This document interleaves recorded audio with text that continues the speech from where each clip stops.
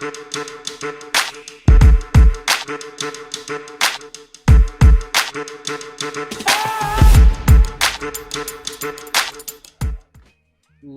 get this party started. What do you say? It's a couple of minutes after 5 p.m. Pacific time. And for those of us in the know, that can only mean one thing. It's time for another episode of The Yard.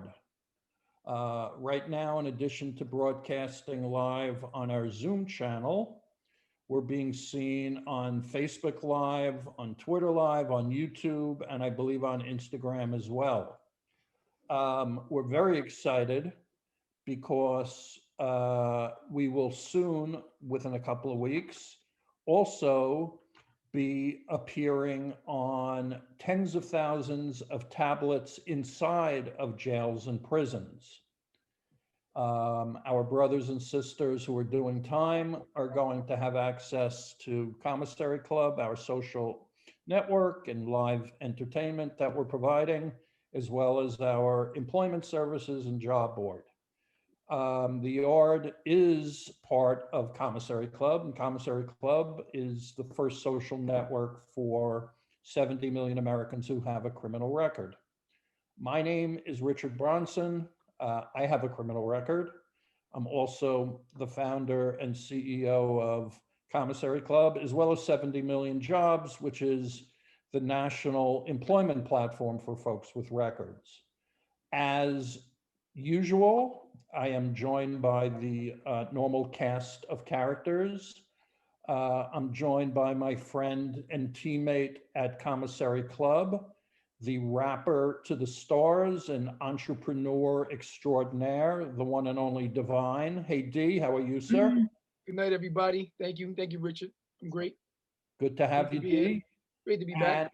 It's good to have you back. And of course, the tallest man in the room, the ex-LA Laker, NBA star, center, teammate of a young Kobe Bryant, one of the best basketball players ever to live, and soon to be Hall of Famer. We have the great Seth Sundberg. Hey, Seth. Hey, Richard, this is getting just out of hand on like 9 different levels. Hey, man. I love it. I'm very proud of you. You're my only NBA friend. Yeah, I mean, the tall part was accurate for sure. Like the tallest guy. They said, listen, Seth, the intro was a highlight. Let him go. Well, let him go. Going down from here, let's be honest. There are more NBAers to come, Richard. Okay. Of course, let's not forget the very fabulous Adrienne Hatter, who is also on our team, and she is the brains behind the operation. And as the great Groucho Marx said, that should give you some idea about the operation. But Adrienne is here pulling the strings. Before we get started, as I always do, I'd like to lay down just a couple of housekeeping items to keep in mind, and then I'll introduce our 2 great guests. Let's see. Number 1, I love to give updates on the work we do, because obviously we're focused on the formerly incarcerated and reentry writ large. And there's a lot going on in this space. So by extension, there's a lot going on with us. We have 2 businesses, essentially. We have an employment business and we have our social network, which includes Commissary Club. Our employment business was out of business, in mid-March when the coronavirus really hit. And companies fired all of our people and our business went pretty much to zero for about 14 or 15 months.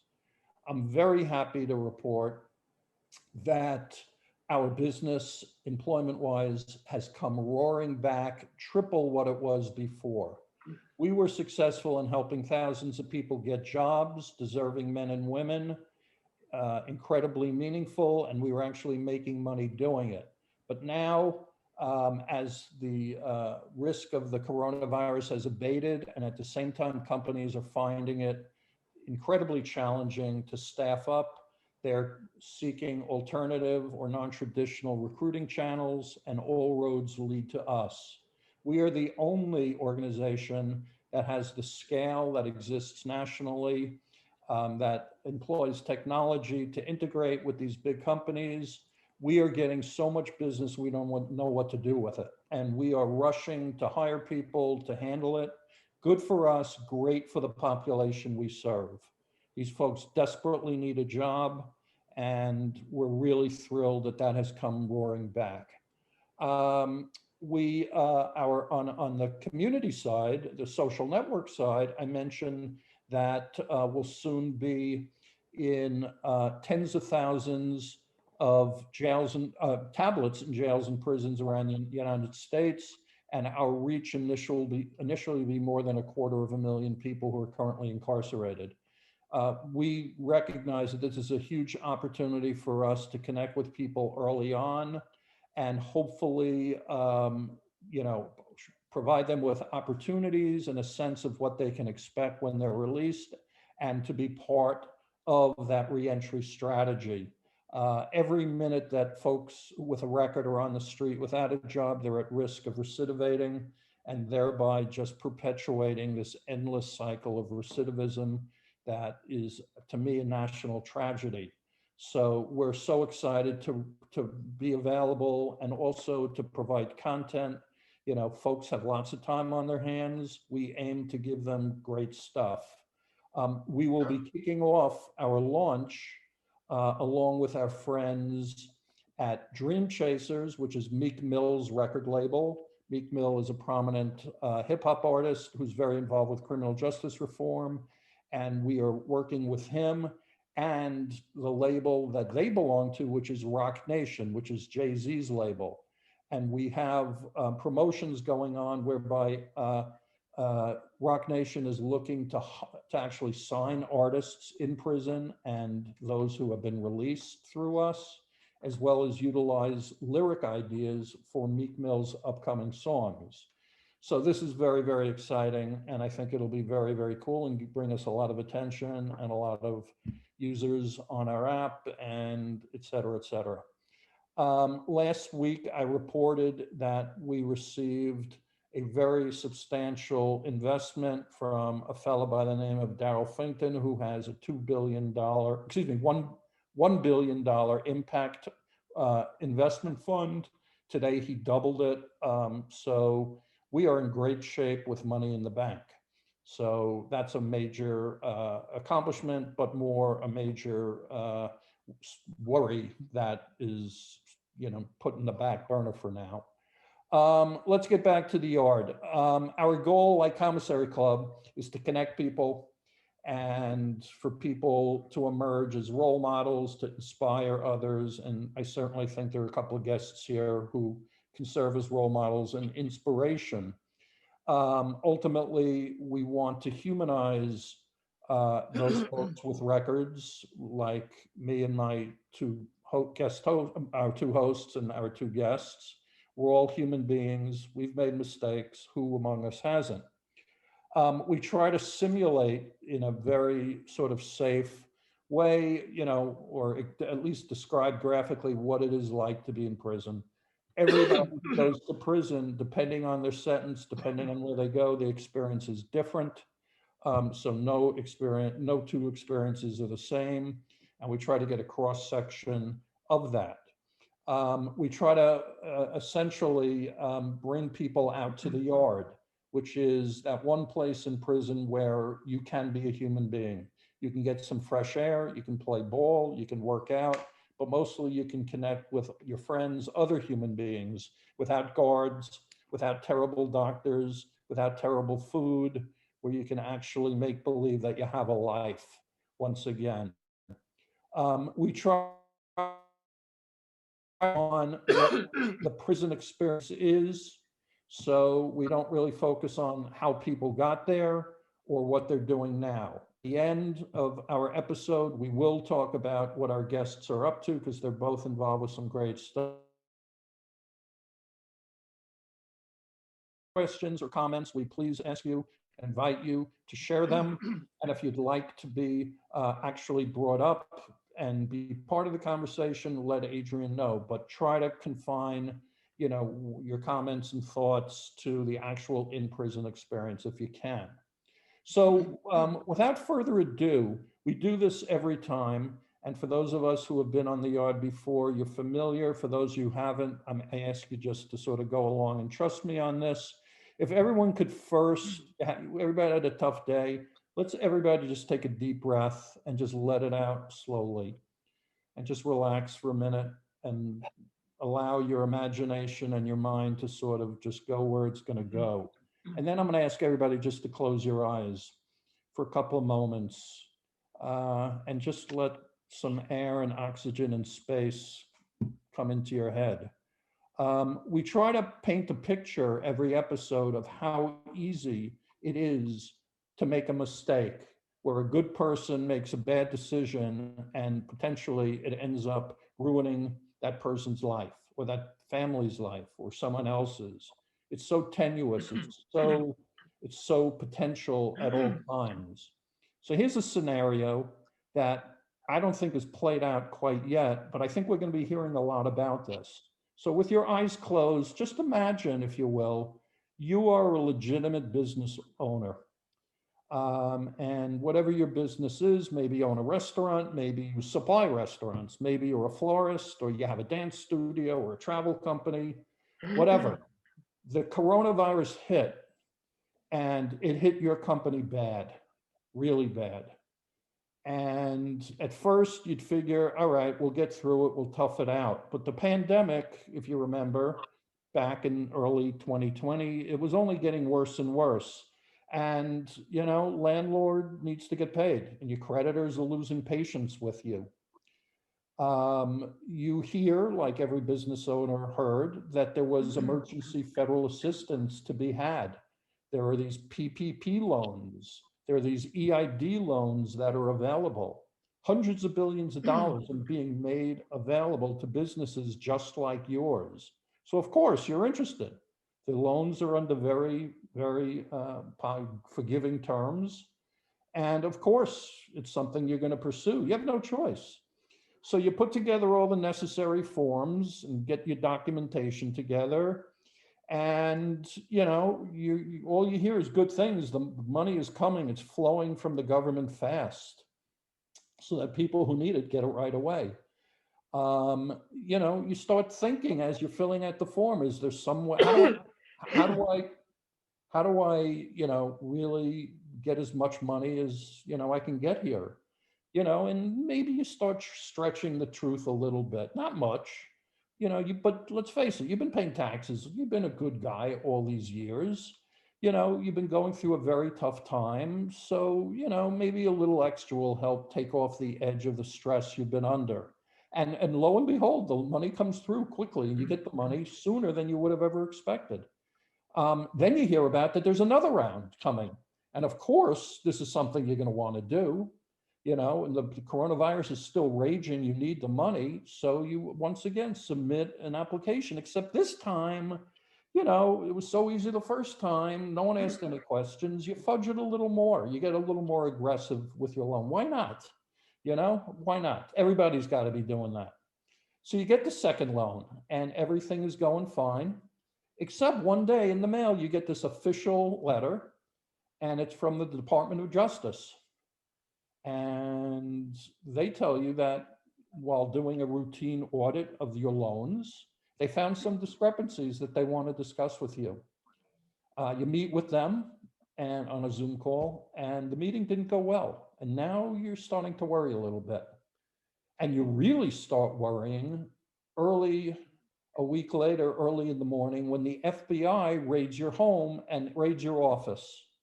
Now you've got a problem. So let's jump ahead 2 years from that. And you're waking up, you're in bed. And as you're waking up, you look around and it hits you. You're lying in a cot. And in this cot in front of you, you see a door, there's bars on it. And to your left, not 9 inches away, there's the stainless steel toilet that's connected to a stainless steel sink. That's what you've been sleeping next to. And on the other side of you, someone else is waking up, except that this guy is coughing and he's having trouble breathing.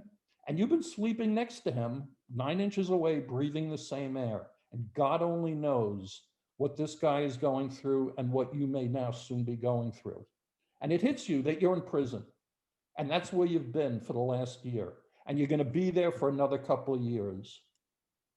And your life and the life of your family was inexorably, horribly changed on that day when you were filling out that loan document. And prison is terrible. It's unsafe, it's violent, the food is terrible, the medical care is worse, and the guards treat you like an animal, and sometimes that's kind of how you feel, except for that one time, once a day, when they let you out onto the yard. This big empty field where you're gonna get some fresh air, and where you're gonna find your friends, and you're gonna hang out, and you're gonna laugh, and you're gonna share, and if there's bad news, you'll hear about that too. And you can make believe, as I say, for that little short period of time, that you didn't fill out that form, you didn't disappoint your family, and that you're still a human being. So let me take you out to the yard right now. Everybody, please open your eyes. There's two guys I want you to meet, who I think you're gonna like. One happens to be a friend of mine who I've known for several years. His name is Jeff Grant. The story I just told, coincidentally, is strikingly similar to the story Jeff would tell about his own problems that led him to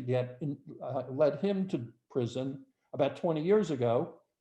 Following 9/11, Jeff's legal practice took a hit. He overdid it on his loan docs, and he got into legal hot water, and that changed everything.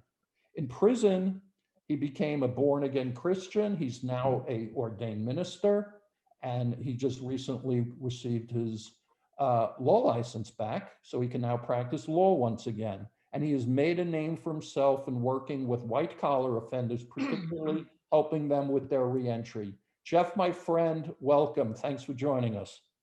Thanks, Richard. I got to tell you, I was getting a little sick while you were doing that meditation. And because I had a feeling it was targeted towards me. But it could be me too, brother. I know. I feel that way every week when I listen to you, to be honest. All right, let me make sure we bring Craig into the picture. Joining Jeff is Craig Stanland. Craig calls himself a reinvention architect, which is very, very interesting. Craig also committed a financial crime that landed him in prison. Like me, like Jeff, like Seth, like Divine, Craig lost pretty much everything through that whole experience. Everything he owned, he lost money, he lost friends, he lost family, and ultimately his freedom. Also, like all of us, through this journey, he found himself. And through finding himself, he was inspired to write what turned out to be a best-selling book. It's called Blank Canvas: How I Reinvented My Life After Prison.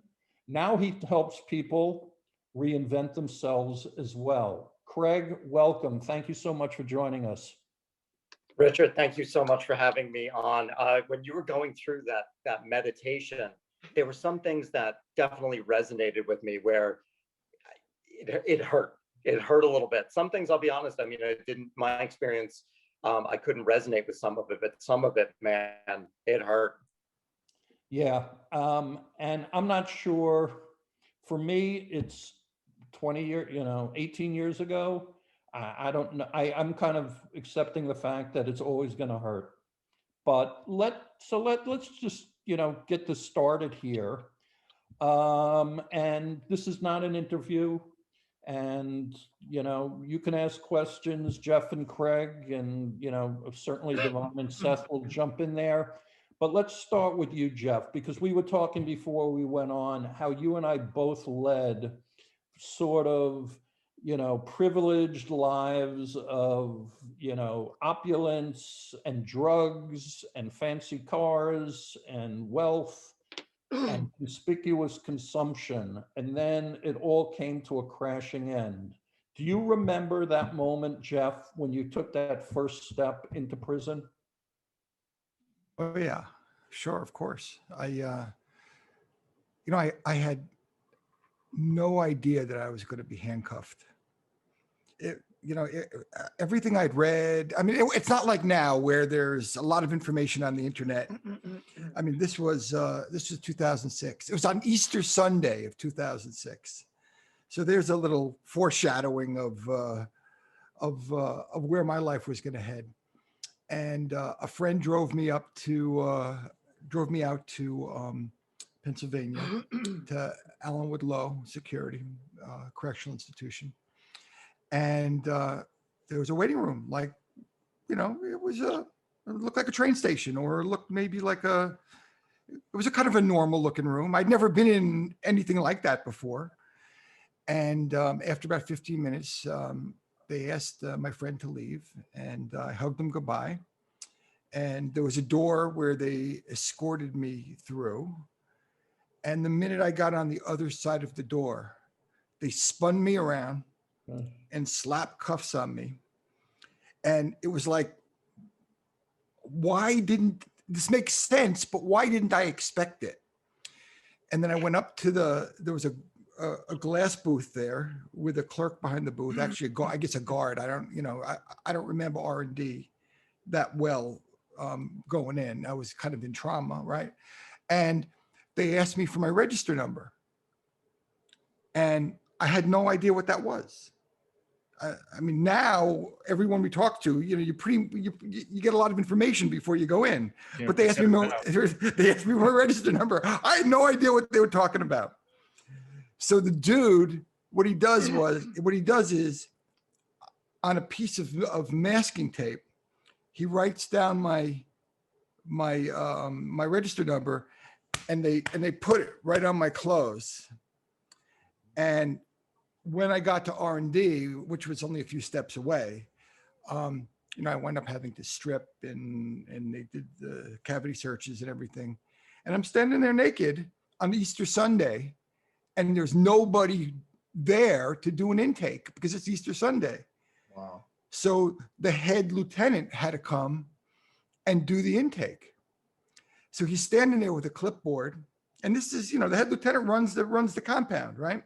So he's standing there with a clipboard, and he says to me, "Are you the lawyer?"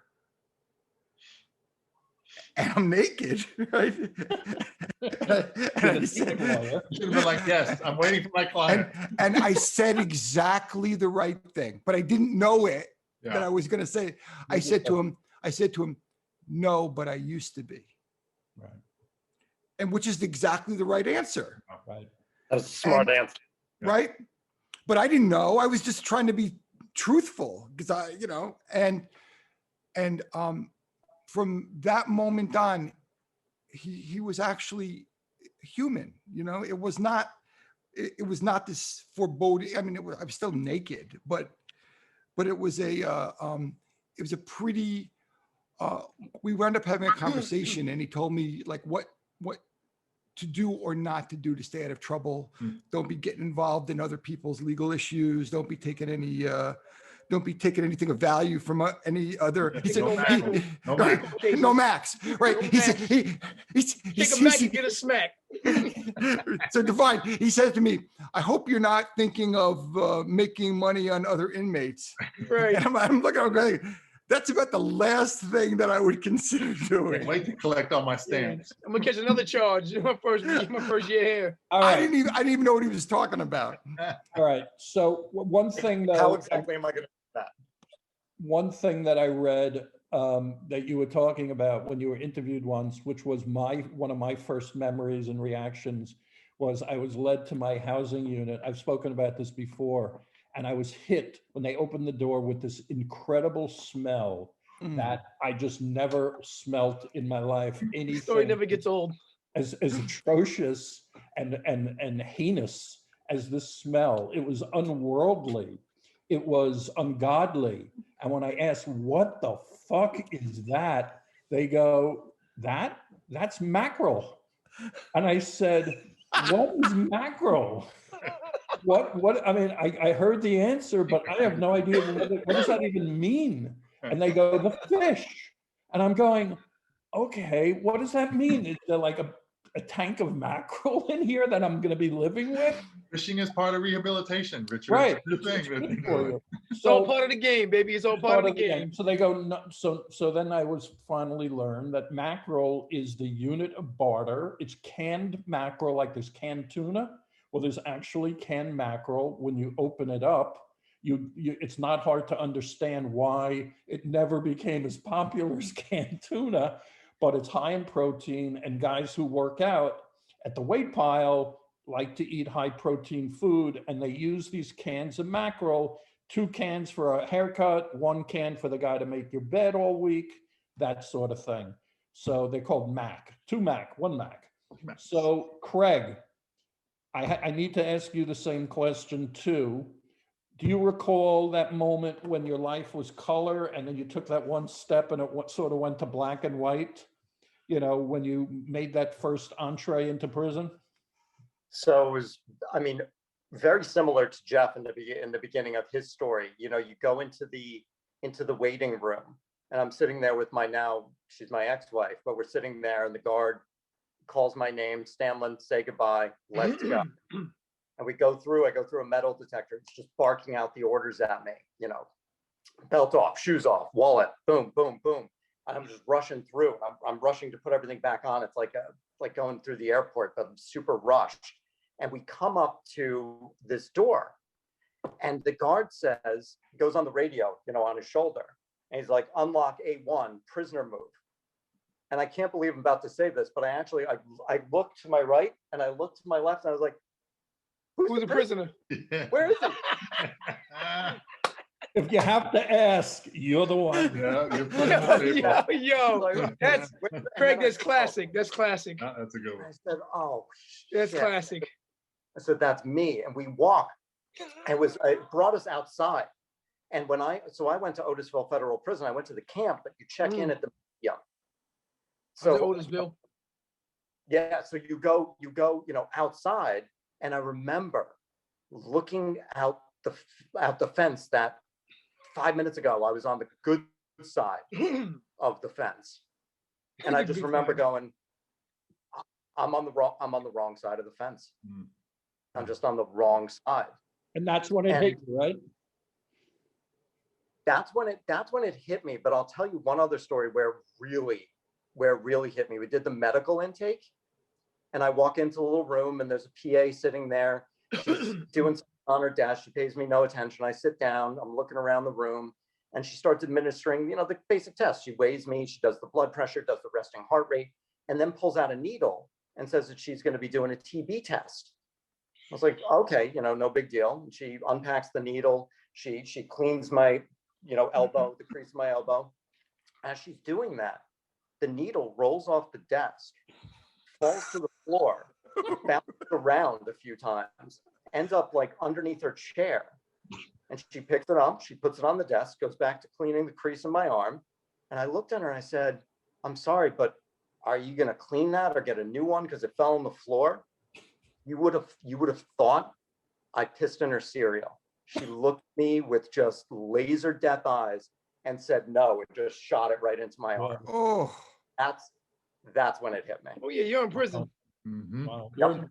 Medical care is a I need a clarification. I'm asking you guys, you know, you're smart, maybe you know the answer, or maybe you or Seth know, or Divine know, but this attention to tuberculosis, has there been an outbreak of tuberculosis, particularly in prison, that I haven't heard of? Who knows about that? someone got ching sued. ching, baby. Someone got Because of sued TV for contract. something. You know, It's the somebody ching got ching. sued for something. What is the ching ching, D? What does that mean? Well, they got to buy the test. You Yeah, got to buy the somebody- test. Somebody got the tuberculosis. They got to say contract. that the environment is safe from tuberculosis. It's Yeah. cleanly. Come on, money gets passed through the federal system so crazy. I mean, let's think about it. Let's think about Unicor. It's another great example. Yeah. Okay. You know, Tell people what Unicor is, and not everybody doesn't know. Unicor is the federal prisons industry, much like a Walmart, if you would. It's actually publicly traded, I believe. Anyway, Unicor is where you go. You basically build furniture and build goods from outside, from public sectors, and you sell it to actually public and private sectors in the world. I worked there for like $100 a month, I believe. It's sort of like Cool That's Hand legit. Luke, the movie, where Yeah.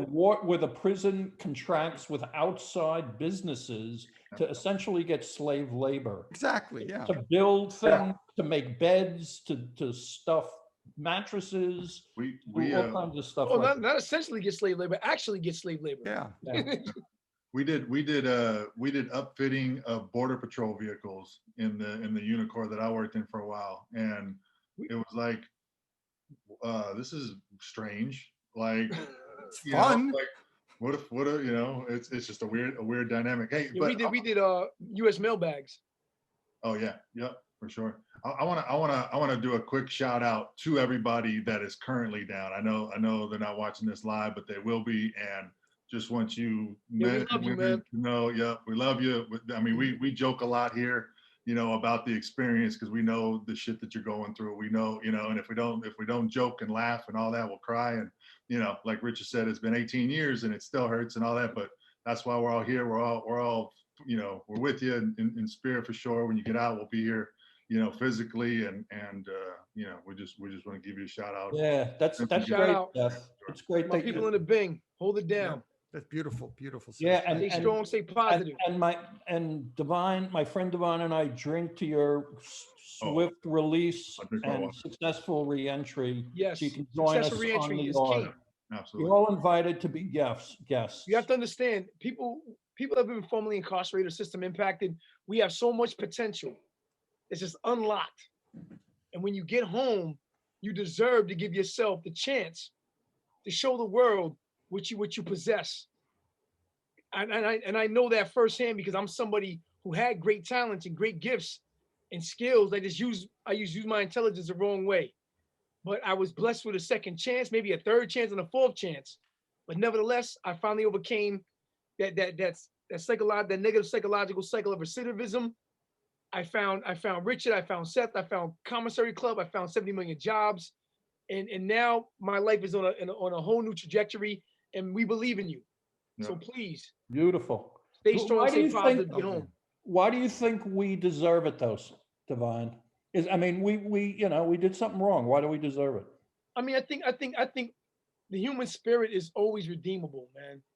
It's just what it is, right? It's just what it is. We're all human. We all make error. We're gonna make errors, no matter what, small, big, whatever it is. Society may judge you by them. People may judge you by them. But at the end of the day, we're human, and I feel that human transformation is always possible, right? It's always possible. Right And on. hope and faith, all these spiritual gifts that we possess as human Um, beings that we don't really consider. We need to tap into those and change our lives, and everybody deserves that chance to do that. Yeah, So that's- people who've been to prison don't deserve any better chance than anyone else. The point is that we don't deserve any worse chance than anyone Agreed. else. Exactly. That's the Exactly. point. So Yeah. let me, Exactly. all right, okay, well, this sort of opens something. I know, Craig, you want to say something. Well, let me answer this, though. Have you went to prison? I'm sure I know I felt incredibly ashamed and guilty, and how many people I let down. When you got to prison, did you start forgiving yourself, Craig? It took a long time. But it's a great question. I was consumed with shame. I was absolutely consumed with shame. I was thinking about killing myself because of the damage that I did. You know, it was not losing the things, realizing how stupid the things were, but the relationships. My wife left me, you know, just so consumed with that. And it wasn't until like I had a pretty major epiphany where I realized I had to start the process of forgiving myself. And that was a real journey. And How that did was that one happen? of the biggest turning. How did that epiphany occur? That epiphany was when I was at my rock bottom, thinking about, you know, how can I kill myself? My resources are really limited in prison, but how can I kill myself? And I can't talk to anybody. You guys know, you mentioned suicide in prison, you're going to get locked in solitary, and that scared the hell out of me. So I just bottled this up for months and months, and it just kept on getting worse and worse. Finally, my best friend says he's coming for a visit. And, you know, I was like, oh, I can talk to him. Visits aren't monitored. I can explain the what I'm feeling, if I can get this off my chest. And we go into the visiting room and we sit down, and I'm ready to let it all out. I'm ready just to unload. And my best friend of 30 plus years, he beats me to the punch. His life's a mess. He's getting a divorce. He's got work issues. He's got money issues. And there's just this sad eyes. And I realized at that moment that I had worth outside of every single thing that I had always thought made me worthy, that I value as a human being, as just being a friend. My buddy could have gone to his brother's house, which was a couple houses away, as opposed to drive to 2 hours to come to prison. He needed me. Yeah. And that was the moment where it really turned it around. And that's when I started rebuilding. And forgiveness came after that, but it took a while. That's amazing. Richard, Craig and I know each other before he went to prison, because we had already started our ministry, for people prosecuted for white collar crimes and their families. We'd already started our ministry by then. And a mutual friend told Craig to give me a call. And we both, at the time, Craig was living in Brooklyn, I think Greenpoint at the time. But no, I was in Connecticut. Oh, you were? So yeah, I was in Connecticut. So he and his wife came over our house, came over to live in my house, and he was the first person who I administered to in person since I became a minister. Wow. And so it's kind of a weird thing that to be around long enough where I worked with someone beforehand and then through prison, and now he's back. What are you back? 5 years, Craig? 6 years? Yeah. 5 years. Yeah. What is it? 5 years. 5 years. And I have to say, okay. And so like we have this richness of a relationship that isn't just like founded like, I mean, you know, the buddies that you meet in prison, they something really tight happens there. All right, so let's talk about that. So you both come to prison. There's a period of time inevitably that anyone goes through of adjustment. You had built in all these fears of what prison is going to be like. Is it violent? Am I going to be raped? Is it like on that TV show Oz? Is that what lies ahead? But then you start to realize, okay, I can do this. And as long as I'm smart, I can stay out of trouble. Yeah. And then you start meeting some people and you start connecting with some people. Jeff, did you make friends in prison? I would imagine you were, you could do that pretty easily. You're affable, you're friendly, you're funny, and you're a good guy. Did people recognize that in you? Well, I was quiet. I had been this very loud, gregarious guy. I was, people must have thought I was crazy the way I was spending money but when I got there, I was like, I got much smaller. Did I ever tell you I was in prison with Mark Hanna? Did I tell you that? Right, but that's probably not something that's going to mean anything to anybody else but me. So well, Matthew McConaughey played him in the Wolf of Wall Street movie. That's how they'll know. All right. Okay, well, let's keep going. So at any rate, I got there, and I'm not myself. I'm not myself, but I'm older than most of the guys there. I'm probably 40 pounds heavier than I am right now because I put on a lot of weight with anxiety going in. And I had a couple of cellies in my cube, and they were trying to give me the way to behave, but I didn't really understand all that. What I did mostly was try to keep it to myself. So the first day I was able to go to rec. I go to rec. I walk across because we had controlled movements in the low. Yeah, pretty much. Yeah, we all do in federal prison. Yeah, right. But guys in camp don't have controlled movements. That's not true. Oh, okay. Well, all right. Well, we had a little bit more freedom. Yeah, a little bit more. Yeah, a little more freedom, right? Yeah. So it was like a swinging disco where I was. So I go to rec. I'm 3 days in. 3 days in, I go to rec, and it's like 6:30 in the morning. So I'm an early guy, and I go there, and I'm looking at this weight stack, and it looks like a prison movie. right? Like what the hell? You know, like it looked just, but there was The no only one. difference is not a movie. Right, Yeah. exactly. But there's no Real one life. there. There's no one there. But I sit down on a weight bench, and there's an Olympic bar on top of me, and I'm not even sure I can lift the Olympic bar. What is it, like 40 pounds? I don't Yeah. even know if I can lift it. I'm so out of 45. shape. What? 45, yeah. Oh, 35. I don't even know, right? So I'm lying there, and this bar is over my head.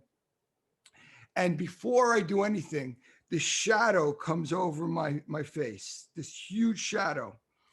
And it's the biggest, Not Bubba. the biggest guy I'd ever seen in my life. And he's bent at the waist. And it's like the scene from Top Gun where the two planes come together. His nose comes down to my nose, and he smiles. And he says to me, "Are you new around here?" And I said, "Yes." And he said, "Why don't you come see me after your workout?" Whoa. And Damn. and I didn't even see him there. You know what I mean? I thought I was the only one there. Yeah, Bubba So- stays in the shadows. You gotta be careful. So I'm telling you, one lift, I couldn't even do it. I put it down, and now I'm scared to death. So I go over to him, and he said to me, "Are you going to be here every morning?" And I said, "I don't know, I guess." And he said, "Why don't you go talk to your cellie and come back and talk to me tomorrow?" So at the next move, I go across back to my unit, and my cellie's waking up. And I told him what happened. And I said, what's with the guy looking over me with the face? And he said to me, "Well, he owns that bar." Ooh. And I said, "What do you mean?" He owns the bar. He goes, "You can't work out in his bar unless you pay." Wow. And this is like the first moment. He knew you was new. Oh my, and he wasn't going to talk to me about it because he doesn't know if I'm a rat, right? So he says, "Go talk to your cellie." So that's when I learned about cars, and that's when I learned about, Yo, you know, the car thing, that thing came in later on. When I was first in, I didn't know about cars and all that. Hmm. I mean, there were people that affiliated with just their kind, if you would. yeah, The Italians, the blacks, Asians, so forth and so on. But we would never label them cars. But later on, that language developed inside the Yeah. federal prison. yeah. But that's when I learned that anything I want to do in prison, I got to pay for. I want to get a haircut, you got to pay. You want to get Like anything, 3 max haircut. whatever. So that really, Craig, that raises the issue. Depending on where you are, depending on the level of security, depending on who you are, different people meet all kinds of scary situations that they better get wise to quickly.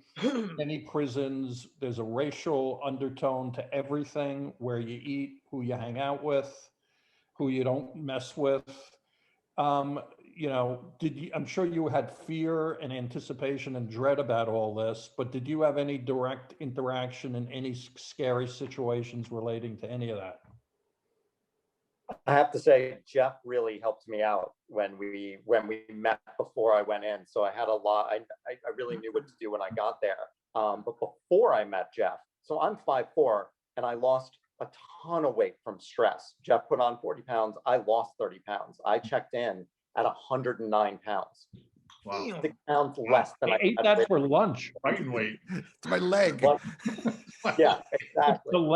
The turkey leg I ate. This is like the only time that I'm going to be eye level with Seth. But so I was, before I met Jeff, I thought I was going to the place like you see on Oz. Right. I was like, I'm 5'4", 110 pounds. I'm going to get freaking killed. And then And Jeff other told me you're things. going to probably go to a camp. Yeah, it's date night every You're gonna day go for you. Human Yeah. toothpicks. Right all day. Holy shit. But I get there, and I realize I'm going to be totally safe. I was going to be completely and utterly safe. I didn't have to worry about any of that. And I can't tell you how grateful I am. And my gym experience was the exact opposite of Jeff's. I'm a personal trainer when I was in my 20s, and people found that out pretty quickly. So one of the guys in there, he ran basically the Russians. And he said, you know, you work through me, I'll pay you, and I'll set you up with clients. I had a full client roster. Wow. So I was in and Oh out of my that gym all the God. time, training He's people. working out for the Russians. What the hell? Only in federal prison. They had stars on their knees, right? Oh my God. You know, it's very funny. It comes as a surprise to many people, but so many people who break laws are incredibly entrepreneurial. And the only difference between them and Mark Zuckerberg, you know, and Stanford versus the street where they got the education in is just the world that they were born into. And it's pretty interchangeable. And, you know, where I was, you know, and among my friends in prison, all we did all day and all night and at meals was scheming about other things we could be doing and businesses and opportunities and who we met who could, you know, do this and that. And how can we make money now? And how can we make money? And I got a friend on the outside and I got to give him a signal so that we can do this or that, whatever. I mean, You were up, you saw that, Divine, of course. yeah, We yeah, yeah. talk I about mean, this if you all think the- about, especially federal prison, the Federal, majority of the crimes committed are based on money, right? yes. Everybody's trying to get money and make money. Drugs. Yeah, whether selling drugs, making money, extortion, making money, however you put it together, it's all financial crimes in some form or fashion, right? It's all about how you get to that money. But like this is the power of Commissary Club, that you can have two guests that have connected with each other prior to even coming on here. So one of the things we really cherish on with Commissary Club is building community and bringing people together who have been formerly incarcerated and giving them resources and ability to you know, to have successful reentry, to change their lives, to better themselves, whether it's through jobs, whether it's through connections with other people, networking. So that's the power of Commissary Club. We're seeing this live right now in real time. Yeah, and like Seth pointed out, soon we'll be talking to people, and Jeff and Craig, you'd be talking to people in prison while you're talking to us and everybody else who's watching. Right. And the idea being, you know, let's help a brother out, you know, Yeah. hook them up, you know, bridge that connection gap. Yeah. And Craig mentioned this earlier. I want to shoot back to this for a second, because this isn't something that we talk about. We've talked about, I think, before on the yard. But I mean, you know, you talk about like coming to that point where you're like, all right, I'm done. Like I'm gonna off myself. I'm gonna kill myself, and you know, it's like that's a better route than dealing with what is in front of me, right? Yeah. And I think this is important for people to. I mean, obviously you didn't. Obviously you wrestled through that. Obviously you can't ask for help in that scenario from the structure and the system that you're in, right? But like, you know, I went through it in when I did my first year in county jail, right? And I go, oh no, I'm gonna go this direction, and then I saw somebody do it, and I was like, kill themselves. Oh. And in the pod next to us, and we had the plexiglass, and a guy took a pencil and jammed his wrist on both wrists and just bled out. And I was like, yeah, I'm not doing that.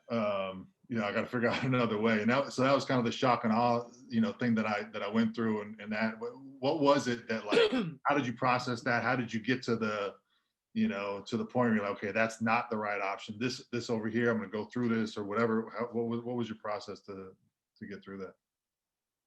It was that visit with my friend, knowing that I had value, and then also coming to the conclusion that suicide is an extremely permanent solution to a temporary problem. Yeah. You know, I was going to get out. I lost everything, but I know I could get some things back. And now that I connected with what's really important, like family and friends and choice and freedom, you know, I could start really connecting with those. Yeah. That's what really, just realizing how permanent it was for something that was temporary. That was the big change for me. You know, one of our friends, a friend of the yard, is our friend Craig, who is here and joins us and who's here generally every week. And we've had him as a guest, and we're graced by his presence all the time. And he always has incredibly powerful, insightful, and soulful comments that he makes. And he said something in the chat section here that I think deserves amplification. And he mentions, just to paraphrase him, that whatever our experiences are, they're very, very different depending on where you are, what sort of Yeah. prison you're in, and specifically the security level. And Craig, I think Craig, 30 years, was that your sentence? I mean, is that how much time you served? A whole 20, how many? 22 years? 32 years. 2 years. What's Colder, the second? warmer. Craig, I see the number 2. What's before or after that?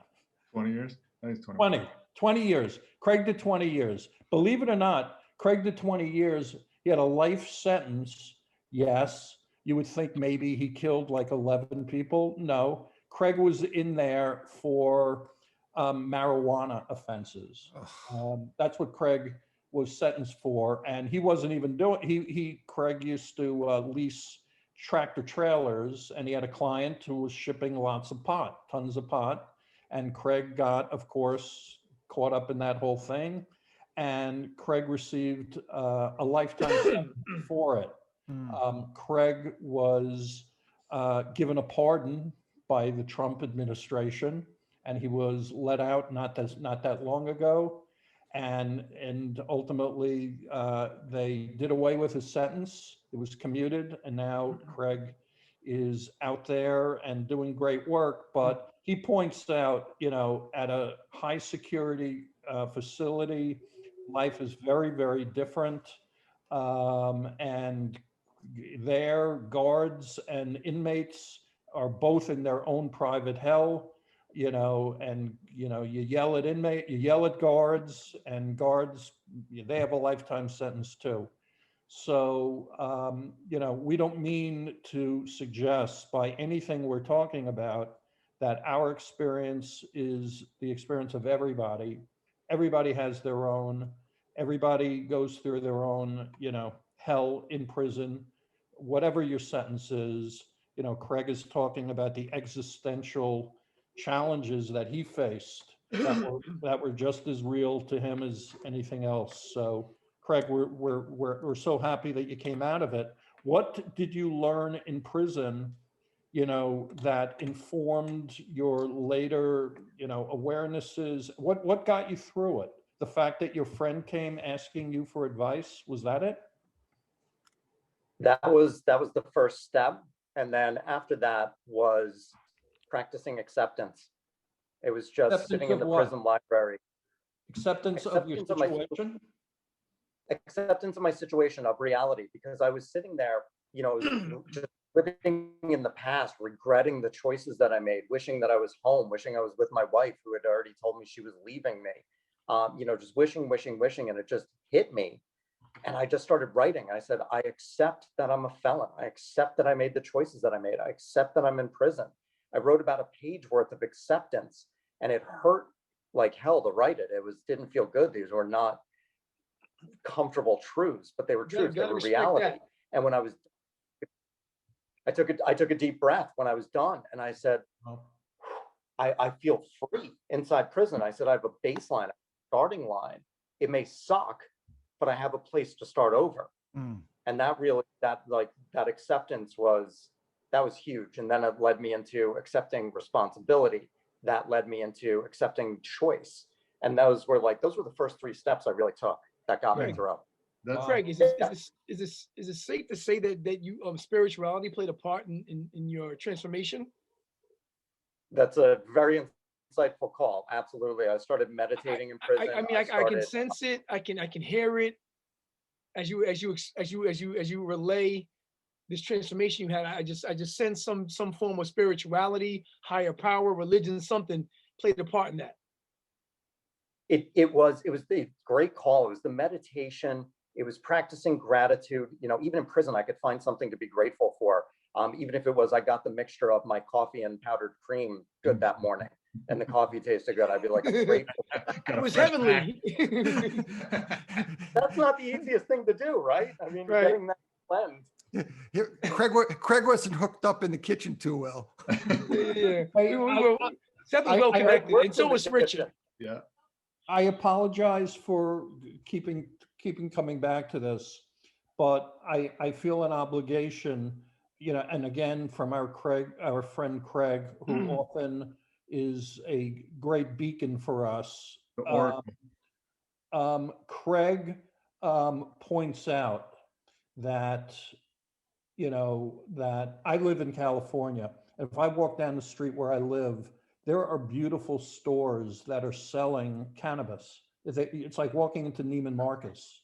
They're just beautiful. They're like an Apple store selling cannabis, because in California it's decriminalized. And yet, there are hundreds of thousands, of men and women who walk around with a record relating to possession or selling cannabis, and they have that stigma, and they can't vote, and they can't get a place to live, and they can't get a job, most importantly. And there are still people in prison who have long sentences for something that has become glamorous in certain parts of the country, and yet they are rotting away. They are in danger of catching coronavirus and dying, and this is what their life is all about. Craig is involved in an organization, the Last Prisoner Project, that is working to end all of that immediately. And that's something you all should know about if you don't already, but it does great work. It's obscene, and it's an irony of the most bitter, grotesque nature that people should be still rotting away in prison for something like this. That as a society, half of our country has already said it's not only not criminal, but it's okay. And Craig works very hard now. Like many people who leave prison, they don't walk away for it.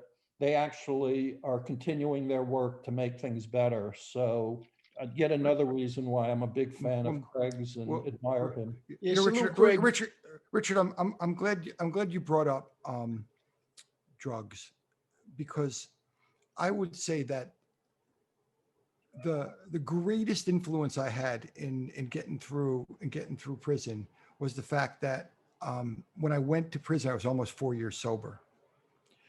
So, I had to kick a 10-year prescription opioid habit. Wow. And then I came into AA, and by the time I'd gone to prison, I'd been to 3,000 meetings.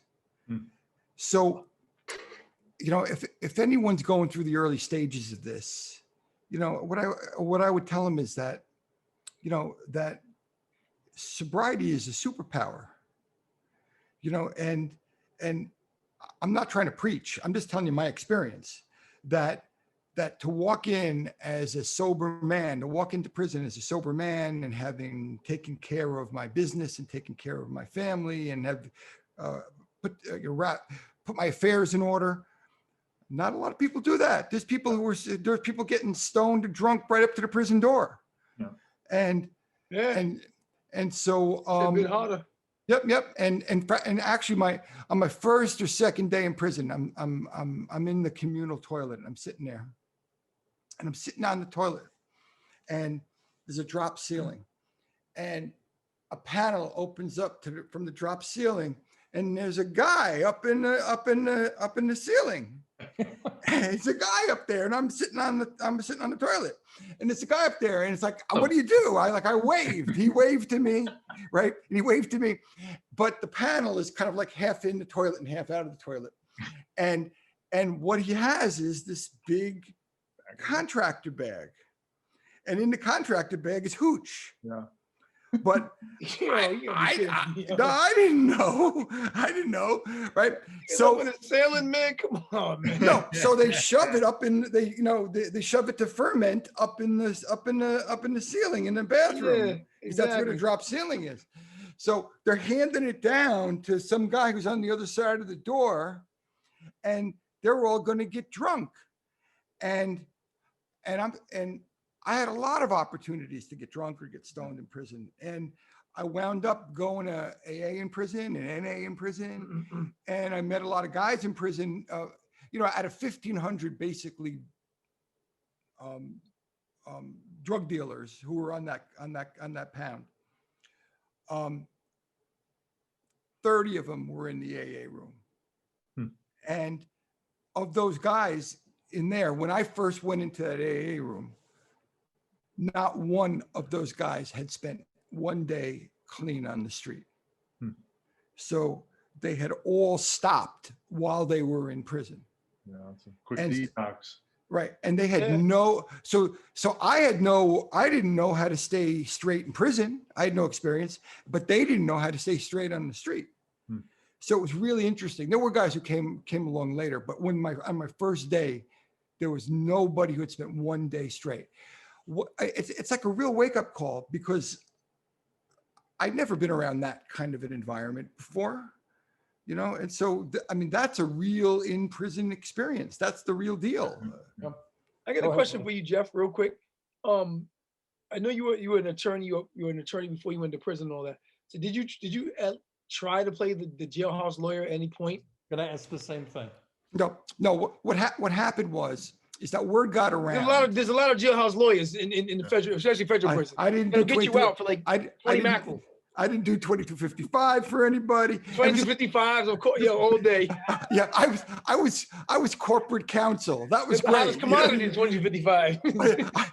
I was corporate counsel. That was great. If they wanted to do a merger and acquisition, I was all set. You was there. You the guy. No, but what happened was word got around that I'd been a lawyer.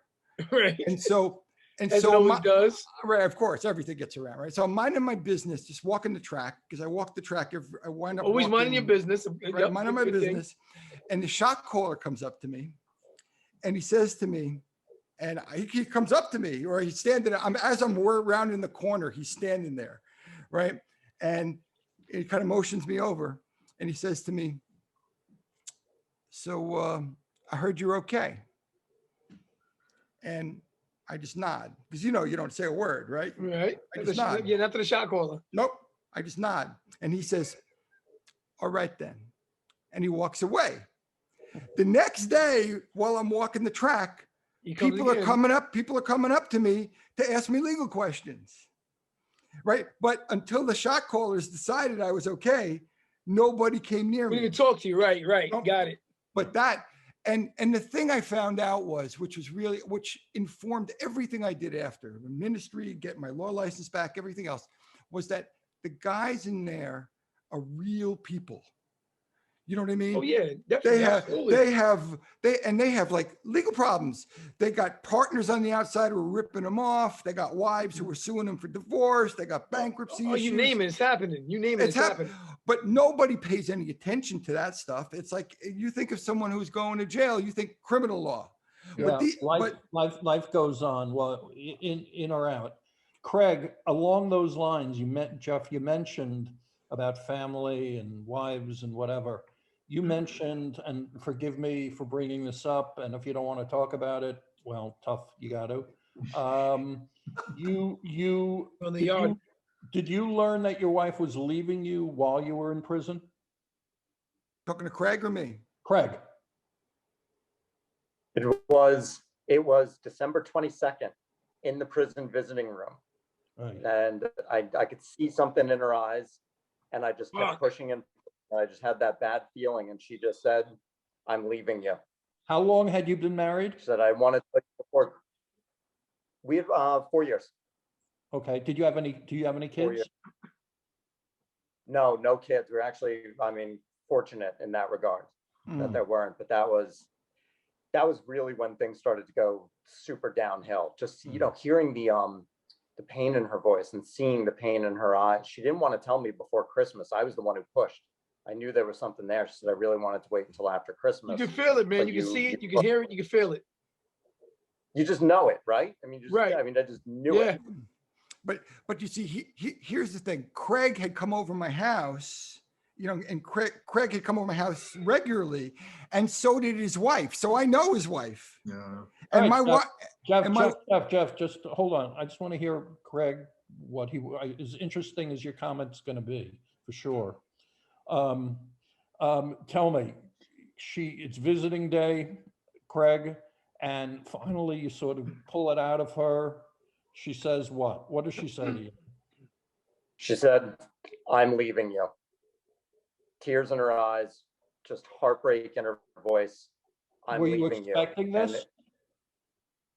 it was like the sword of Damocles, just hanging by the thread. I felt that it was on the horizon, and there was no way that I could stop it. There was no way I could figure out how to stop it. And then just uttered those words, and it was so surreal because she said it, and then we both just started crying. And I'm trying not to cry. I don't want to be the guy crying in prison. Mm. I don't want to do that, but it's hard not to. And I went to a corner, so we were tucked away from everybody. And we actually, this is great. We started making out. It was just like the final kiss. The last kiss if goodnight. you will. Breakup sex. The last kiss goodnight. Yeah. God It was damn, bro. it was bizarre. Like tears were rolling down our cheeks, and they were like, as we're kissing. And then she, we start talking, and it's like, well, what are you gonna do now? Where are you gonna live? And I was like, I don't know. What are you gonna do for work? And I made a cardinal mistake. She had just started a new business selling vintage furniture, and it was going well. And she taught me all the ins and outs because I learned how to do it. We had to get that business up and running before I went away. So I knew how to do it. And I looked at her and said, I could start a vintage furniture business, direct competition with this thing. Wow. From prison? He was barely holding her. From when I got out, I was like, that's what I could do. And it was just like, wrong answer. And how long? Again, Seth, I gotta ask something right after you. How long had you been down for when this was going on, Craig? That's my one question. Yeah. Yeah, let's see, that was December 22nd. So it was only it was just over 4 months. 4 months, yeah. It was just And how over long did 4 you months have? that I had been down. And how long did you have? I had 2 years. 2? Yeah. 2-year sentence. Yeah, 2-year sentence. So my question is, did she come back? Did she try to get back to you, get back with you once you reposition your life? Nope. No? No, not at all. Interesting. I haven't spoken to her in probably 4 or 5 years. She deserves it. Never mind anyway. You feel you went away. You were not going to be down for that long. She certainly, Exactly. if she loved you, Good riddance. Mates can last a year and a half, waiting it out. She didn't do it. Maybe she was never, is in love with you or to get, whatever. Maybe there were other issues, none of our business. But do you not feel bitter that she sort of deserted you? So at the Here we go with beginning, that I thought I question, deserved it. I thought I deserved it.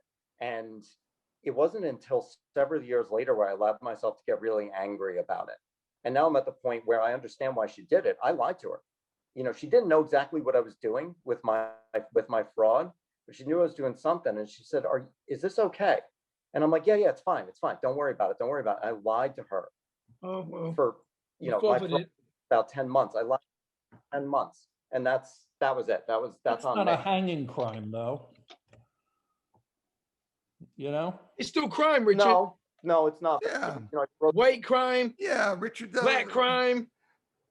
Crime is crime to the feds. So Richard, here's where my story picks up. So Craig and his wife were at my house several times, and they leave, and my wife looks at me and says to me, "She's not sticking around." Women know. Yeah. Women know. Yeah.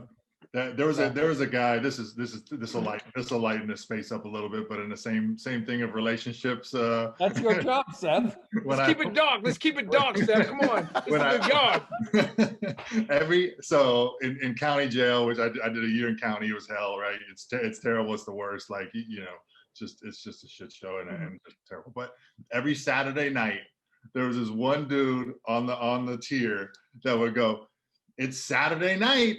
do you know where your woman's at? And you could just feel the air. Tension. It's like, mother, I'm gonna kill you. Everybody's like, oh God. But yo, but we can't listen. We can't give as men, we can't give women a bad rap. Not all Nope. women will desert you in prison. Nope. Some women are loyal, faithful, and will stick by you because they That's love you and they care for you. So salute to all those women that stuck by me when I was locked up, and especially the one How I'm with many now. women were sticking by you? I mean, because I did multiple. I had multiple women in multiple times of my incarceration. Oh, what a Oh. dog. Those that stuck by me, great. But my last one that really stuck by me and loved me and held me down, I salute you. So that's that's why you're divine. Gotta Okay. be, man. Gotta be. He's Gotta gotta be. go. All right. So I want to do a lightning round now Mhm. of questions, and this is for Seth and Divine as well as Jeff and Craig. Okay. So I want you to tell me the first thing that pops into your head when I ask you this question. Okay. And please don't make this a long. Drawn out. The opposite of lightning. It's not lightning. It's just sort of like a long. Dissertation. brutal- Keyword is like, Right. Okay. So we're going to move fast here. And Jeff, the funniest person you met in prison. Oh, it was Mark Hanna for sure. There was- Okay. Okay. I know who he is. Craig, who was your funniest guy? Why was he so funny? Sal, just because he was this 6'4", 270-pound monster who he farted nonstop. It was ridiculous. He Okay. just made What- jokes about everything. What's funnier than that? I ask you. Seth, you're funniest. There was a bunch of funny people, and shout out to all the funny prison folks for sure. One guy stood out that I can think of right now. We called him Puerto Rico, and he was probably 5'3", but just had a booming voice and was like always yapping his mouth and like love hoops, and so it was a hilarious. Okay. Puerto Rico. What about you, D? Yo, I met this guy when I was in Fairton, down south in Florida, and he was just like, he was like a real like lanky guy, about 7 feet tall, and he was like real weird. And no one really rocked with him, but I used to like him because he was just so weird. And he used to say this word ornery. I'm like, what the fuck does ornery mean? He's like, I'm ornery. I'm like, the fuck is ornery? That's a I word. had to look this word up to understand what the fuck Word. ornery meant. Ornery. But yo, he was a Okay. character, man. All right.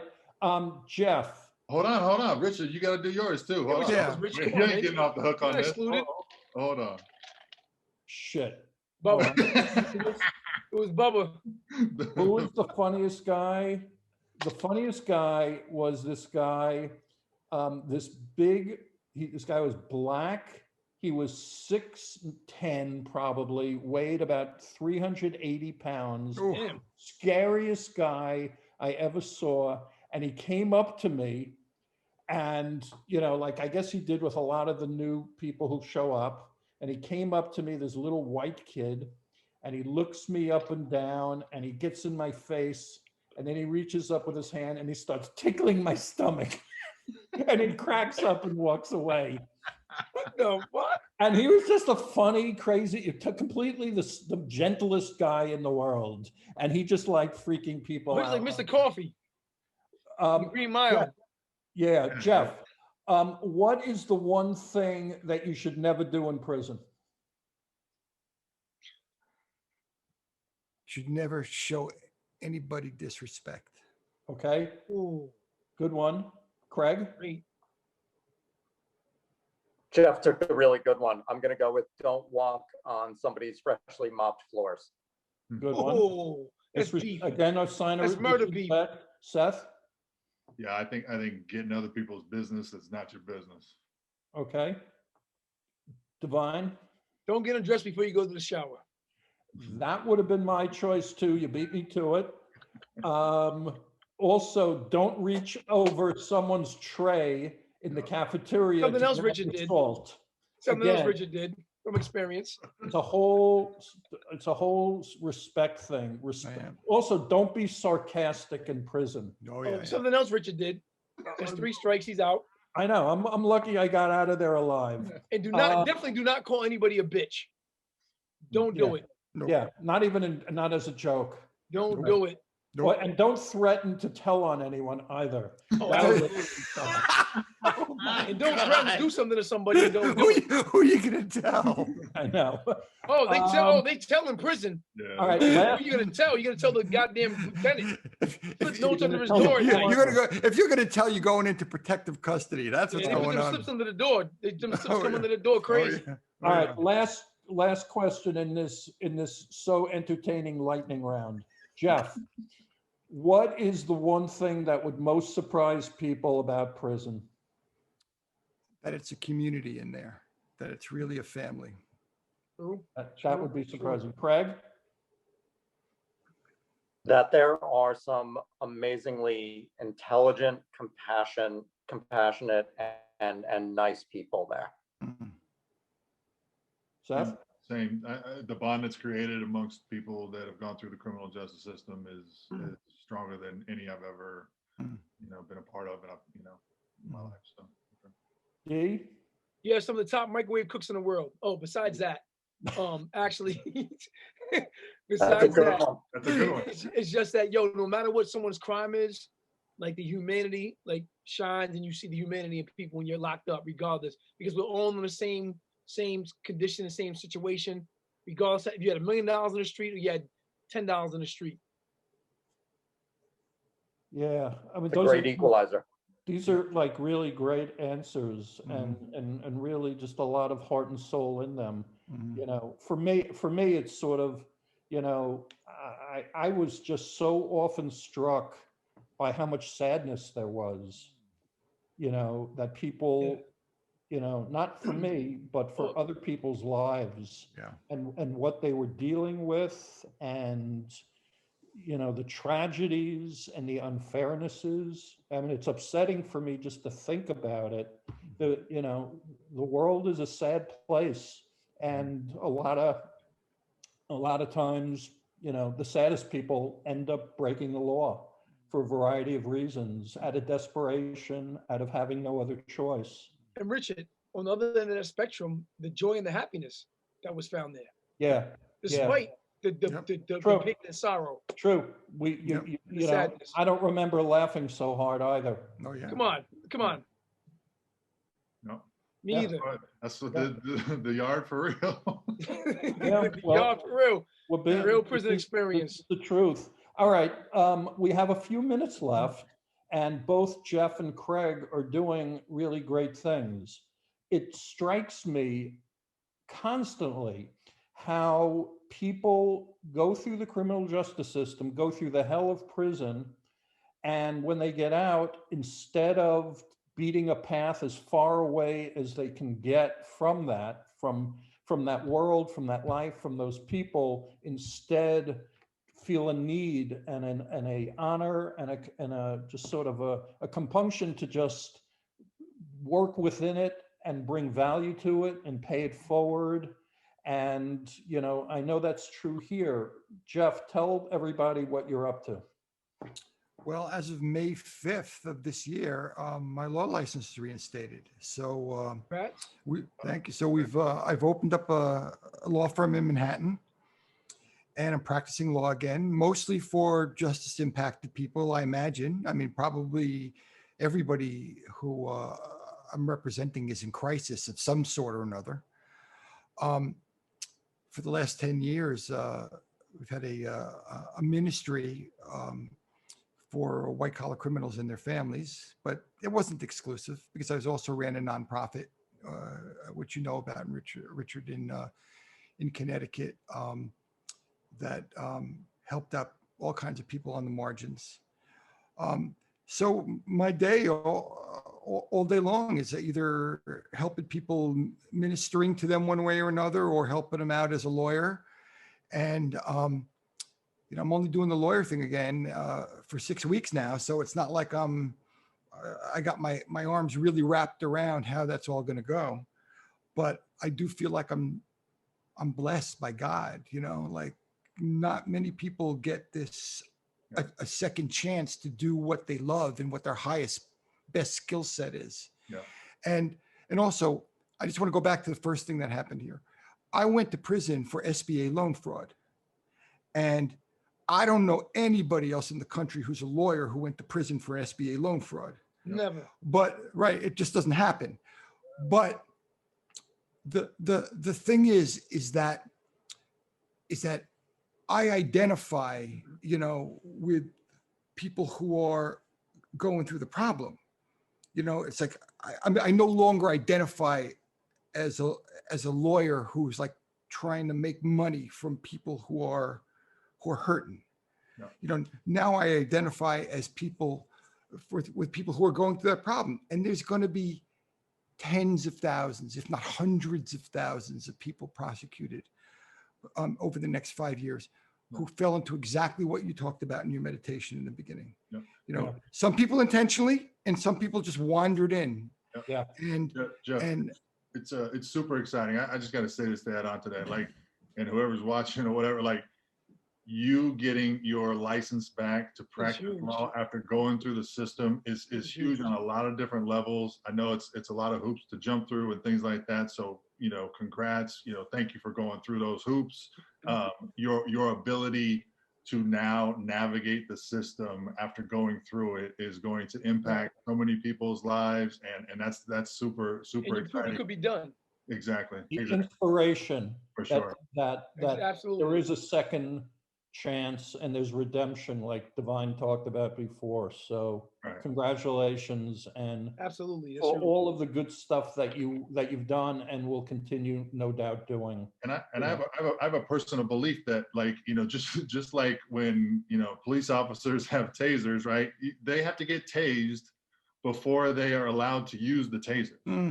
And, I also think that if you're going to practice law, part of being, especially criminal law, part of passing the bar is you got to do a week.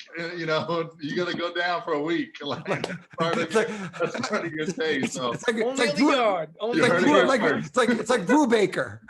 Exactly. Like Brubaker. Yeah. So, in this case, passing the bars on the door in the. Yeah, exactly. You got to eat the food you're serving. Bar right? 1 and bar 2. Craig, great book, bestseller. Yeah. You're working with all types of people. Tell us what you're up to.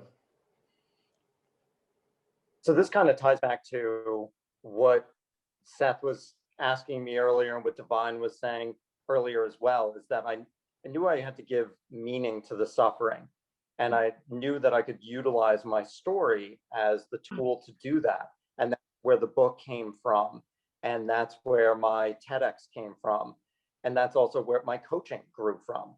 So I call myself a reinvention architect, and I help people who want to reinvent their lives, whether they have been through what we've been through and need that reinvention, or I have a lot of clients who've never done anything wrong, but just are not happy with their life.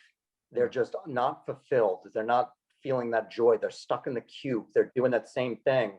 And I help them connect with what matters in their life, what's really important.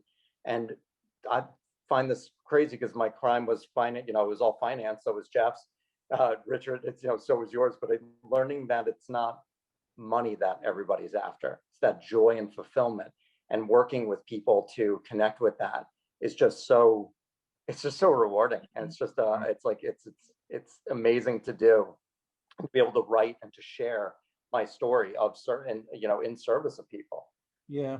I mean, I'm sure all of us have had the experience. People ask, what do you regret? Would you have done it differently? And yeah, I regret lies. I regret cheating people, but I also recognize that everything that I've done brought me to here today, talking to you, learning what I learned, trying to help people as we do.